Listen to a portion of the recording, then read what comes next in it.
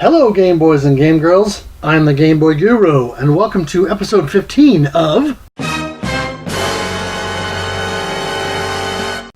Dramatic Readings!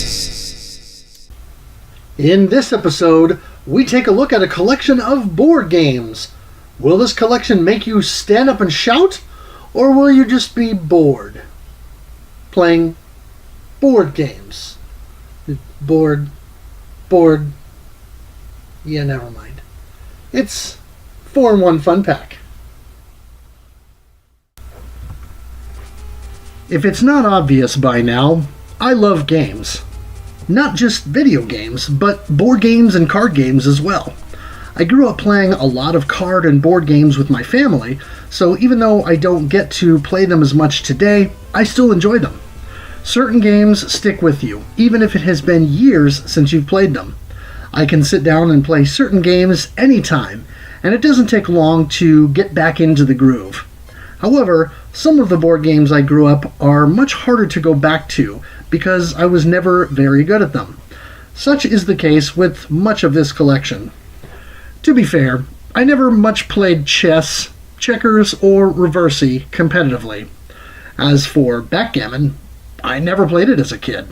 I was always kind of fascinated with the idea of backgammon, but it looked too complicated. I also don't recall any of my friends who played it. My parents had a game table that had a game called Carom, and it had space for backgammon, checkers, and other games, but we never played it. Regardless, I haven't played the other three games in years, and it shows. The 4-in-1 Fun Pak consists of portable video game versions of chess, checkers, backgammon, and reversey. There are one-player versions of each game, and two modes for two different players. The first mode allows two players to use the same Game Boy and just pass it back and forth. The second is for players who have two Game Boys and two copies of the game, like most Game Link supported carts. Even without having played the game yet, I was pleasantly surprised with the inclusion of the first two-player mode, as it's not often that a game maker can or is willing to include such a thing. Kudos to Beam Software and Interplay for including this feature, as I'm sure it helped keep the peace amidst a few long car rides back in its day. I'm not going to go into the rules of each game, as they're all pretty common games that most anyone who has ever played a board game should at least be familiar with in name, if not having played at least one of them. Checkers is pretty widely known, and though reversey may not be as common, it's also known as Go, with slightly different rules I believe, and was marketed in the US as Othello by Mattel. Backgammon is pretty much the same game all over, though depending on the layout of the board, can play slightly different from what I understand. And of course, there's the age-old game of chess, here using one of the oldest chess software engines out there, known as Sargon. It was written as early as 1977 or 1978, and was apparently used in a handful of famous chess matches against other chess engines, and against real chess champions to test the engine's algorithms. With games of this type, it's almost guaranteed that the graphics are going to be extremely basic and totally utilitarian. If you were thinking that would be the case, you would be right. The checkerboard for checkers and chess looks like you would expect. Black and white alternating spaces, or light green and dark green if you're playing on the original DMG model, and the game pieces look as good, or not, as you would expect them to. The pieces in reversey and backgammon are as basic as they come, but they serve their function just fine. There's very little animation going on, so for playing on the original hardware, this is actually a prime game to play without having to worry about screen blur.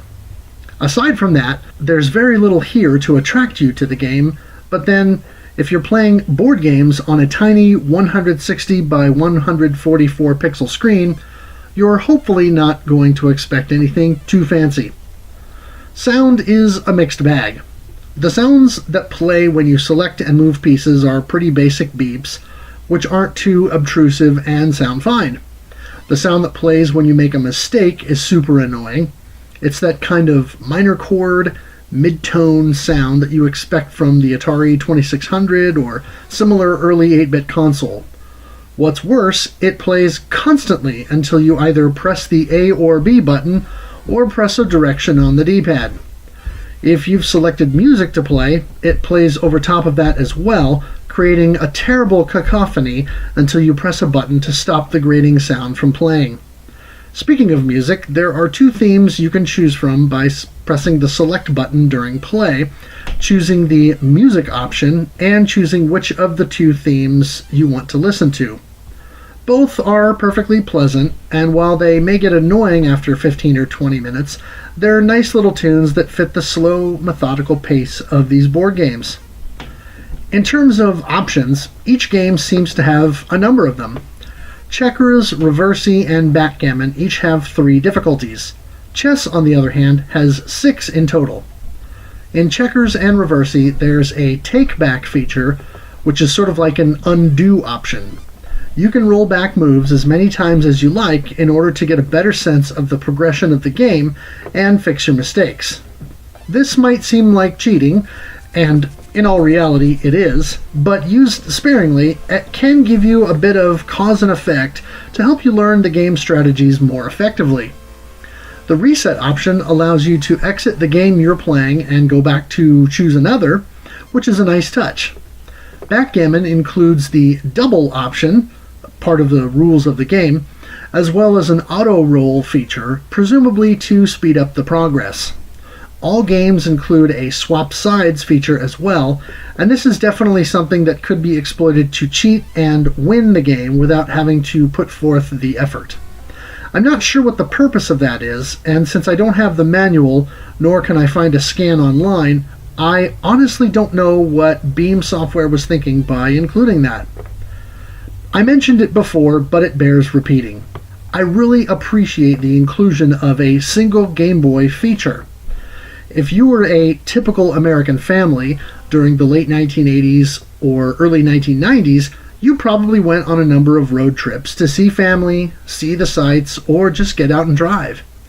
In order to keep the peace, before the advent of such niceties as built-in DVD players, and to prevent you from having to play the same children's song cassette 30 times, you might have bought your kids a Game Boy.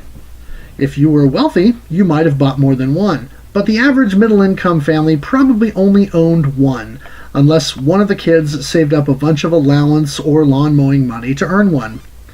With potentially only one Game Boy game in the car for a multi-hour jaunt across country, this is the type of game that would have made the trip more fun, and because of the slow pace and the fact that each of these games can be drawn out, depending on the amount of time each player takes to make a move, a couple kids could easily burn 20 or 30 minutes on a single game of checkers and more on a game of chess.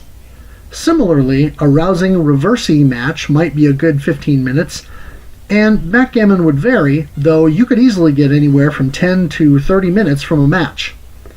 The original Game Boy's blur-prone screen would have had no issues with this, and as long as you were driving in good sunlight, I can see how this would have been a good choice for kids who appreciated these kinds of games off-screen. Incidentally, because I had never played backgammon before and didn't know the rules, I tried several times to play before I broke down and looked it up. I tried to read through a rules website, but quickly became bored with the dry explanation. I then went to YouTube and searched how to play backgammon for beginners, and was greeted by an entire series of short videos by a heavy accent-bearing man from what I can only assume is the UK. I spent over half an hour watching these intro videos, and though I still fumbled with the game after that, I was actually beginning to figure things out. I downloaded a backgammon app on my iPhone after that, and having played a few matches on that, I went back and finally got the swing of this version after figuring out which direction I was supposed to go with my pieces. I had missed that salient point early on, and it was throwing me off. For the backgammon beginner, I would recommend looking up tutorials because it took me a long time to figure out how to actually play. Once I did, I began to actually employ some strategy, and have even been able to win once or twice. Given the chance now, I think I could play backgammon in real life and enjoy it myself, so I owe it to this cart for formally introducing me to it, despite the challenges in getting it figured out. So what's the verdict here? That will depend largely on your affinity for these board games. I'm terrible at checkers currently because I haven't played in years. My dad tried, and failed, to teach me to be strategic in chess, and my childhood best friend didn't fare much better, so I never really learned to play it well. I've always been pretty bad at reversey, having been regularly stomped on in school when playing it as Othello. Backgammon, however, is intriguing to me because I never played it as a kid, and it seems like the combination of strategy and luck makes it stand out for me more than the other games. I can't say I would spend much time with it, but had I owned this as a kid, my younger brother and I likely would have spent a fair bit of time with it in the car, seeing as how I owned the Game Boy, and he was often left to just watch me and sulk because he didn't. There are fancier versions of each of these games available for modern smartphones these days, so unless you're looking to conserve your phone battery so your kid doesn't run it down playing these games, it's a good, relatively inexpensive alternative. Still, it's hard to recommend nearly 25 years after its release, if only because most anything you can get today, for free even, would look, sound, and play vastly superior to this iteration. Still, for a few bucks, it's a decent enough time waster. I'll give it a casual recommendation if you can find it cheap. I probably paid more than it was worth at either $7 or $8, as I wouldn't pay much more than half that unless you're a masochistic collector like I am.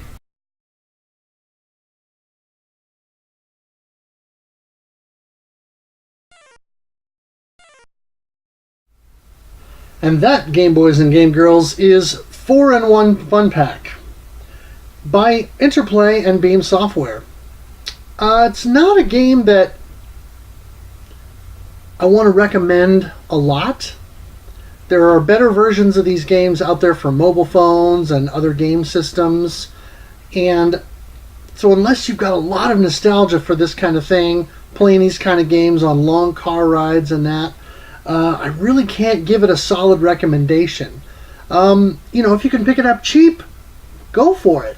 If you're a collector, obviously you're going to want a copy of this, and it's not too hard to find, but realistically, there's a lot better ways to spend your money on Game Boy games than the 4-in-1 Fun Pak. Certainly, I know there are better ways I've spent money on Game Boy games. But let me know what you think. Let's discuss in the comments section below. What are your favorite board games? What are the games that you spent the most time playing with friends and family? Let's talk about it. Make sure you follow me on Twitter at GameBoyGuru. I'll have a link in the description below to the original written review that this video is based on, as well as my full blog where you can read the rest of my Game Boy reviews. That is GameBoyGuru.blogspot.com. I'll also have a link to Nira and his channel. Make sure you check that out. He provided the Super Mario Land overworld music that I use as the intro for all my videos, and he's got a bunch of other great chiptune and game music covers as well, so make sure you go check those out.